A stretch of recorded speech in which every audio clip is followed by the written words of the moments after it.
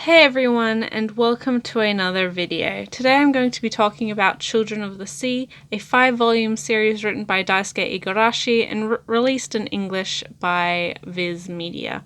This was one of their first series within the SIG Ikki line, and in Japan was released in the Ikki magazine between 2005 and 2011. This series I would liken to a literary work, but it is a seinen mystery drama with a supernatural twist. So this series follows Ruka, our main character, who during her break off of school visits her father at work. He works at an aquarium, and through constantly visiting him, she meets two strange, unusual, mysterious boys, Umi and Sora. Umi and Sora were discovered in the ocean as babies, being raised by a pod of manatees or dugongs, and since then have been sort of taken into custody by another worker at this aquarium, Jim, to sort of be studied and understood how they survived, why they survived. Umi is sort of rambunctious, outgoing, constantly just doing his own thing, whereas Sora is much more sickly. At the beginning of the story, he's in the hospital. We don't see a huge amount of him interacting with the world at large. He really just stays withdrawn and keeps up with his brother and Jim, who's the man who has taken them in. And now with Ruka having been brought into this larger mystery. In addition to this, fish are starting to disappear across the world, not only in the oceans, but in research facilities and aquariums as well, to real no indication where they've gone, who's doing it, what happened. They're just huge mass amounts of fish just disappearing without a trace.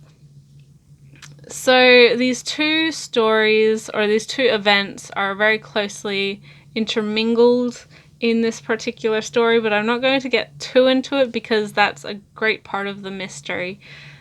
This series, unlike some others, it has its main story with interjected with sort of episodic, more personal character pieces from all different various characters, building up to this understanding of the world and this interaction that humanity has with the oceans and the seas. It's fascinating because although this is very much like focused on the oceans and our understanding and this idea of humanity and life being born from the oceans, it is more, first and foremost, a series about the life cycle, life and death and rebirth. It's overwhelmingly wonderful in how Igarashi has decided to write this series. It's really unlike anything else you can find currently, and it's an absolute just pleasure to read throughout, especially if you're a fan of more literary works and classic novels and that sort of thing. It definitely has an element of this wonder and this larger question about society and humanity and our relationship with the world around us. As you continue on with reading through these volumes, the mystery and sort of the solution of the problem does become clearer, although you're never given really a clear-cut answer, because there really is no clear-cut way to describe or to solve some of the musings that are presented in this work. As you can see, the artwork is a little bit atypical for a general manga. I find it incredibly striking. The first couple pages of all of these volumes, as well as throughout the volumes themselves, are gorgeously done in watercolor, and Igarashi's style really lends to the wonder of the story he's telling. As you can see, this is the front or the cover for the first volume. Then we have volume 2. The seascapes in this particular series are just absolutely phenomenal. Unlike a lot of series, it's just a hugely enjoyable exploration of a part of our world that we don't necessarily understand a huge amount about. It's been said that we as a species understand more about sort of space and the universe than we do about our own oceans, and that as well is brought into play within this series. Like I said, only 5 volumes for this series, but they're incredibly thick volumes for what you get, so comparatively there's a lot more story and a lot more shown in just 5 volumes than typical. If you are a fan of things like Tropic of the Sea, or even something like Planetes or Mushishi, this is a fantastic one to get into. Noska as well, I think, to a certain extent. It has this, similar to Planetes, it has this awe and this just gracious exploration of something that's so overwhelming to comprehend. So in that regards, this is very much like that series.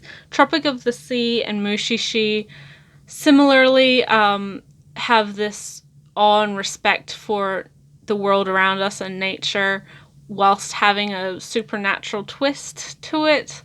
I would definitely recommend either of those titles if you're a fan of this, or I would recommend this if you're a fan of those.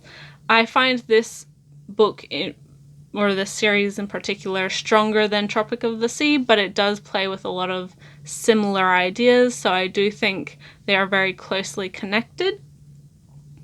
And yes, so that's just my thoughts on the series. It is one that I feel is not necessarily one that a lot of people know about, which is very unfortunate, because it is one of those series that is just so unlike anything else, and it shows just the variety and the versatility of manga as a genre. It's just absolutely beautiful. I had wanted to read or finish reading this one for so long, and having completed it, I feel like it's one that stays with you and that you can think on a lot and still not necessarily fully understand, but you're not left feeling unsatisfied.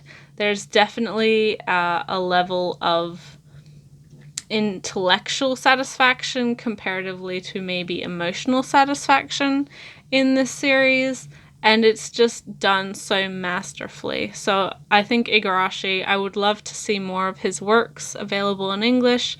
This is unfortunately the only one that we have seen from him, and it's just such a gift that Viz put this out, considering that it is very different, and I think it was a wonderful choice for their Seigeki line, or their signature line, back in its infancy. It's one that I will remember and reread constantly, because I think you do gain more with subsequent rereads as well. It's one that you can go back to and still have certain levels of emotion stay with you and be constant. It's one that is an experience in and of itself. But thank you guys so much for watching. I'll catch you in the next video. Bye till then.